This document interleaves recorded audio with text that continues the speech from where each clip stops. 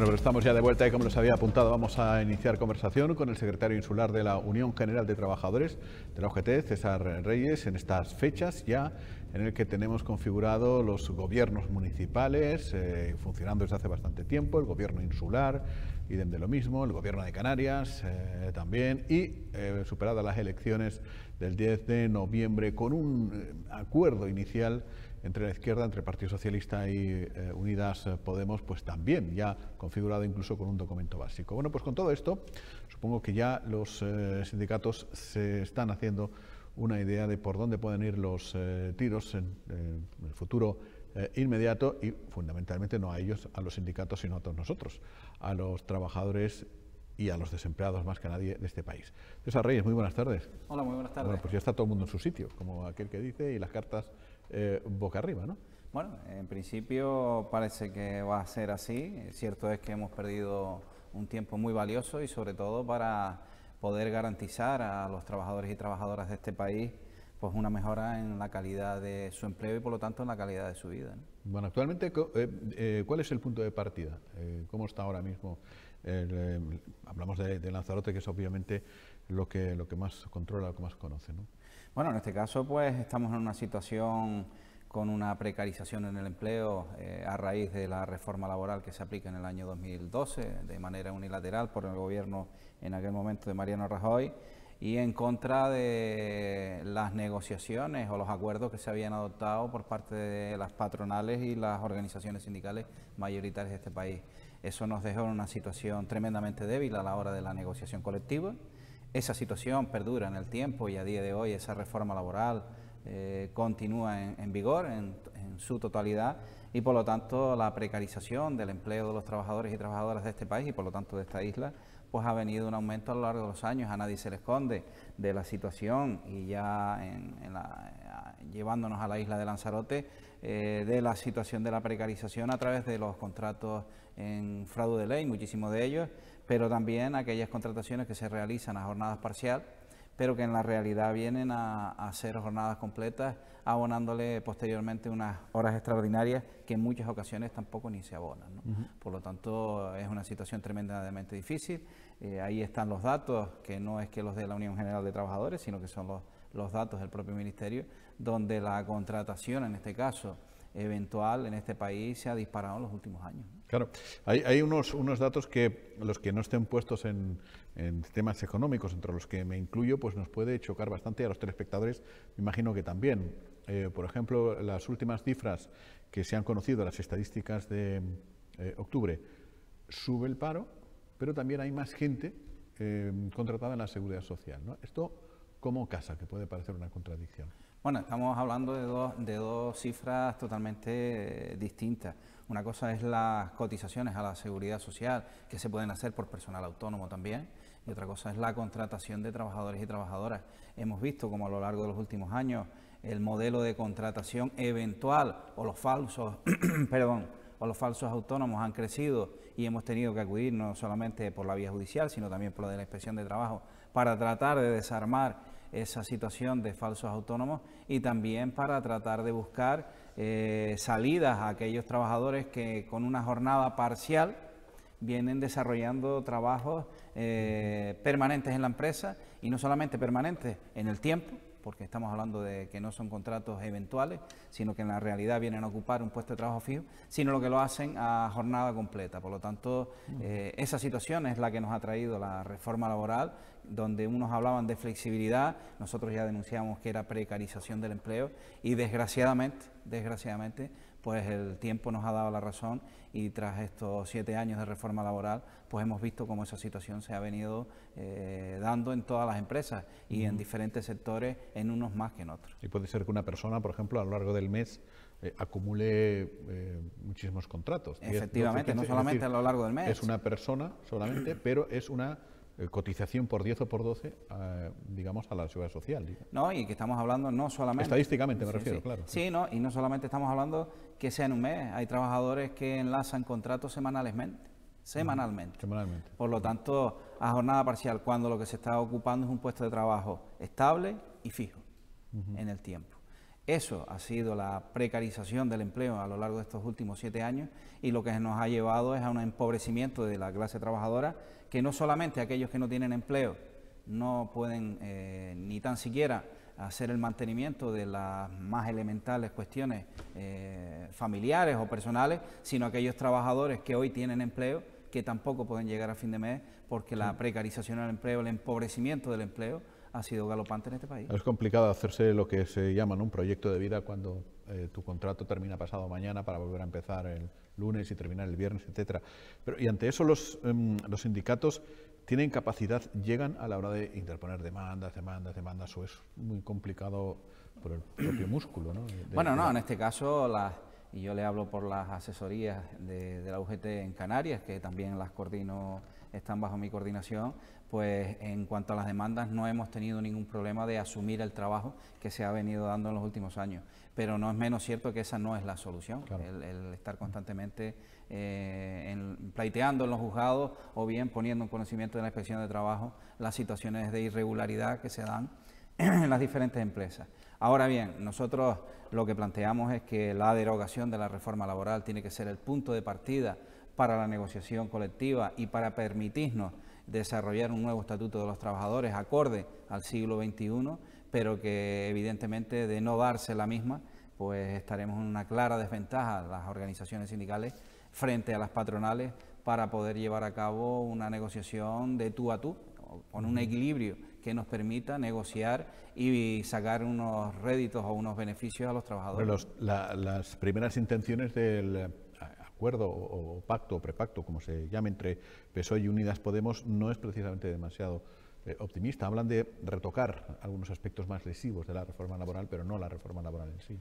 Sí, si bien, por eso le decía que se había perdido muchísimo tiempo durante estos últimos meses, al igual que esfuerzos y energías a la hora de negociar el compromiso que ambas organizaciones firman, en este caso para formar gobierno, el Partido Socialista y Unidas Podemos, pues no viene a cumplir aquellos compromisos que habían obtenido o habían presentado a las organizaciones sindicales, porque su compromiso era la derogación de la reforma laboral, porque ellos entendían que era lesiva, pero es que entendían que era lesiva en el 2019 y entendían que era lesiva en el 2012, por lo tanto, el que no se derogue esa reforma laboral, sino ahora se nos pretenda decir que exclusivamente se van a tocar algunos aspectos muy lesivos.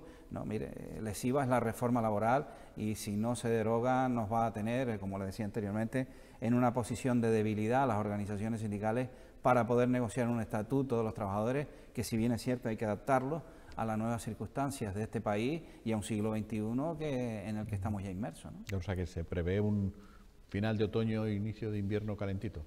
En este caso hay cierto malestar, y lo puedo trasladar públicamente, hay cierto malestar dentro de la organización porque no se ha puesto ese término de derogación de reforma laboral en ese principio de acuerdo. Esperamos y deseamos que ese compromiso al que ambas fuerzas políticas se comprometieron con las organizaciones sindicales, pues se dé cumplimiento a lo largo de las próximas semanas, de los próximos meses, en cuanto a la derogación de la reforma laboral, pero que ya le digo, los datos y las cifras nos los ponen en el día a día de la precarización en el empleo que se ha habido en este país y que eso nos va a llevar a una situación del mantenimiento de las pensiones en el futuro que no va a ser sostenible en este país. Y luego nos habían alertado, nos siguen alertando acerca de una inminente crisis por la recesión en la zona euro, que si lo de Thomas Cook, y varias cosas más, ¿no? ¿Cuál es el diagnóstico que hacen ustedes de esta situación que se nos había dicho? Bueno, hay que ser realista y además yo quiero ser bastante prudente.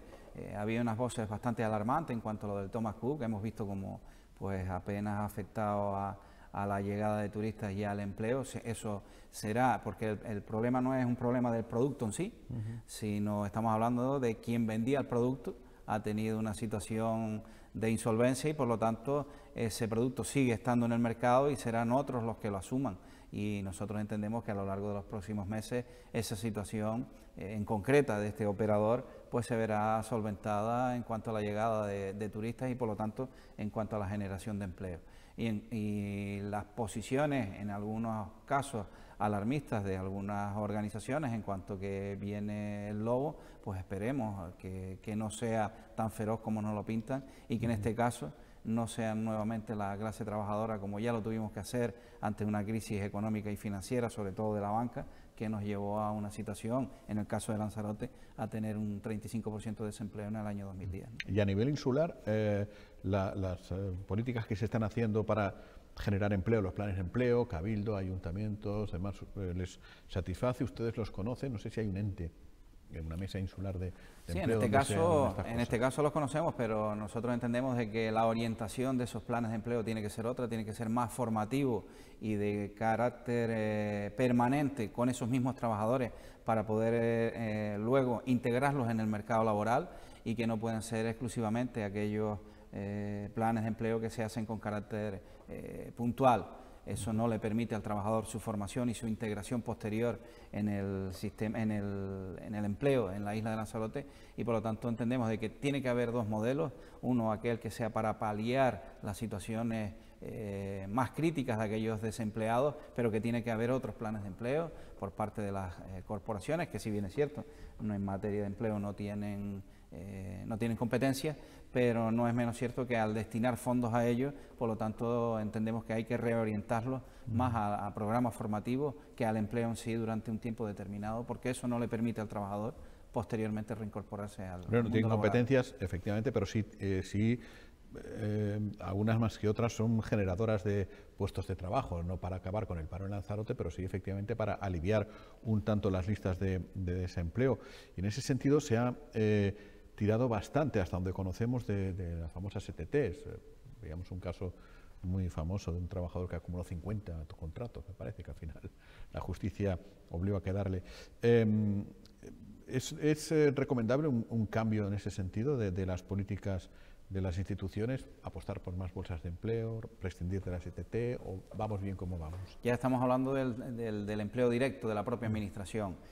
Nosotros abogamos ahí por la elaboración no solamente de las RPT, que en este caso, mire, estamos hablando que desde el año 98 tenían que estar en las mesas generales de negociación de los ayuntamientos puestos sobre la mesa las RPT. Para aquellos que no conocen el documento, la RPT es una relación de puestos de trabajo de cada administración, donde tiene que estar enfocada qué servicios presta, en determinadas administraciones serán unos y en otras otros tipos de servicios, porque en base al número de habitantes pues tienen unas competencias u otras. A día de hoy, RPT que esté en pleno funcionamiento solo está el Ayuntamiento de Teguise, de las 8 administraciones locales, y por lo tanto nosotros entendemos de que tienen que abogar por esa puesta en marcha de la relación de puestos de trabajo, porque eso nos va a sacar la fotografía o la radiografía de los servicios que tenemos que prestar a los ciudadanos, porque las administraciones públicas tienen que estar exclusivamente para prestar servicios a la ciudadanía, y una vez que tengamos el qué necesitamos, con quién y con cuántos trabajadores lo necesitamos, pues que se hagan programas no solamente de bolsas de empleo para aquellas sustituciones puntuales, sino también que se hagan ofertas de empleo público de calidad de cara a prestar esos servicios a los ciudadanos. Pero ya le digo, la primera necesidad es saber qué es lo que necesitamos, hasta dónde podemos llegar presupuestariamente, y posteriormente hacer la oferta de empleo público necesaria de las administraciones, que tengo que decirlo que a día de hoy muchísimas de las administraciones locales se han visto mermadas desde el año 2012 hasta el día de hoy en la posibilidad de contratación, no solamente en técnicos, sino también en personal de vías y obras, o en personal que determina, en este caso, qué servicios son los que va a prestar la administración pública. ¿Y esa relación institución-ETT es...? No, nosotros hemos estado siempre en contra de ella. Nosotros entendimos que se tenía que abogar por la sustitución de trabajadores en las mismas condiciones que tenían esos trabajadores, y que eso se haría a través de esas bolsas de empleo, que a día de hoy muchas de ellas están caducas y en otras ni tan siquiera existen, con unas administraciones con una potencia en estos momentos económica que se los permite, pero esos deberes, por decirlo de alguna manera, no se han llevado a cabo. Siguen pendientes. Siguen pendientes. Pues César Reyes, muchísimas gracias por acercarse a hacer este dibujo del mercado laboral. Muchas gracias. Muchas gracias a ustedes. Y buenas tardes. Buenas tardes. Mañana regresamos con más cosas, será martes, y seguiremos comentándoles aspectos de la actualidad. Hasta mañana, buenas tardes.